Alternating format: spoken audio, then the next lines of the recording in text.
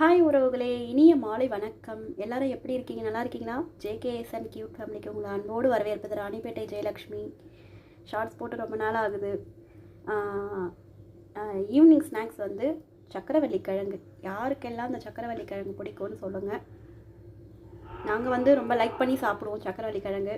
அம்மா வீட்டில் வந்து அதிகமாக இது வந்து வச்சு கொடுப்பாங்க. என் பசங்க வந்து இதில் வந்து சக்கரை தொட்டு சாப்பிட்றாங்க. இதோடைய டேஸ்ட்டாக தான் அவங்களுக்கு தான் தெரியும். நான் என் சக்கரை தொட்டு சாப்பிட்றதெல்லாம் பிடிக்காது. இவங்க சாப்பிட்றாங்க, இவங்களே கேளுங்க. சக்கரை தொட்டு சாப்பிட்றதோ செம்மையாக இருக்கும். இவங்க வந்து 90 கிட்ஸு, அதனால இவங்க வந்து சக்கரை இல்லாமல் சாப்பிட்டே பழக்கமாயிடுச்சு இவங்களுக்கு. இல்லை, இதுவே ஆல்ரெடி ஸ்வீட்டாக தானே இருக்கும். இல்லை இல்லை இல்லை சக்கரவள்ளி கிழங்கு ஆல்ரெடி ஸ்வீட்டாக தான் இருக்கும். அதுக்கு மேலே சக்கரை போட்டு சாப்பிட்டா தான் நல்லா இருக்கும். வந்து சர்க்கரையை வேறு போட்டு சாப்பிட்றாங்க. எல்லாரும் எப்படி இருக்கீங்க? இனிமேல் ஷார்ட்ஸ் வந்து போடுறதுக்கு முயற்சி பண்ணுறேன்.